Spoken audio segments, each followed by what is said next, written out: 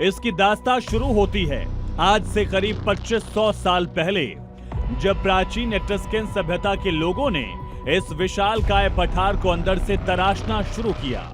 सोचिए, उस दौर में जब आज की तरह आधुनिक मशीनें नहीं थी, तब इंसानों ने पत्थरों को काटकर सुरंगों का ऐसा चक्रव्यूह तैयार किया जो आज के इंजीनियर्स को भी दांतों तले उंगली दबाने पर मजबूर कर देता है।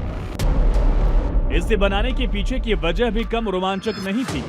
दुश्मन के हमले से बचने के लिए ये अचूक किला था, जहां हजारों लोग महीनों तक जमीन के नीचे छिपकर रह सकते थे। यहाँ तक कि पानी की एक बूंद के लिए भी उन्हें बाहर नहीं आना पड़ता था, क्योंकि उन्होंने चट्टानों के सीने को चीरकर चमत्कारी कुएं और जल कुंड बना लिए थे। जैसे जैसे इस अंडरग्राउंड भूलभुलैया के राज खोलने शुरू किए, तो वैज्ञानिकों की धड़कनें बढ़ने लगी थी।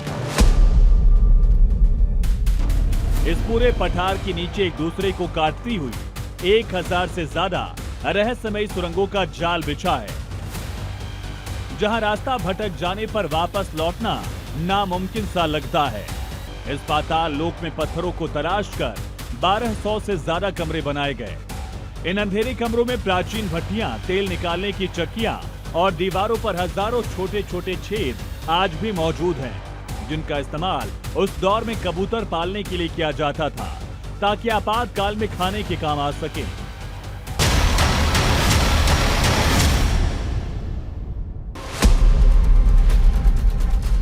सदियों तक ये साम्राज्य समय के गर्भ में दफन रहा, मानो किसी ने इस पर वक्त की धूल डाल दी हो।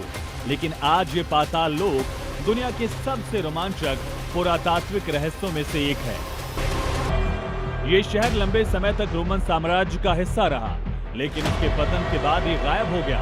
सदियां बीतती गई और ओर्विएटो की जमीन के नीचे सुरंगों का ये जाल वहां के लोगों से छिपा रहा। साल 1980 में इन सुरंगों का तब पता चला जब ओर्विएटो कैथेड्रल के पास की जमीन अचानक धंस गई और फिर सामने आया सुरंगों का विशाल नेटवर्क। शुरुआत में लोगों को लगा कि जमीन के नीचे कोई बड़ा गड्ढा है, लेकिन जब आर्कियोलॉजिकल एक्सप्लोरर्स इस जगह पहुंचे तो यहाँ 1200 से ज्यादा कमरे मिले।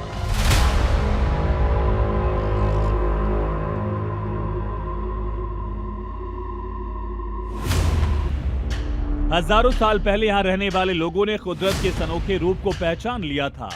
चट्टान इतनी नरम थी कि इसे खोदना बेहद आसान था। और फिर शुरू हुआ इंसानी जिद का वो चमत्कार जिसने इतिहास बदल दिया। ओर्विएटो ज्वालामुखी की राख से बनी चट्टान के एक विशाल पठार पर है।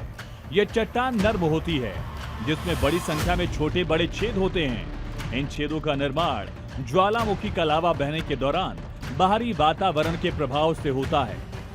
तो अगर आपके अंदर भी रोमांच का कीड़ा है और आप इतिहास के पन्नों में उतरना चाहते हैं, तो ओर्विएटो की इस भूमिगत दुनिया की यात्रा आपके लिए जिंदगी का सबसे सिहरन भरा अनुभव साबित होगी।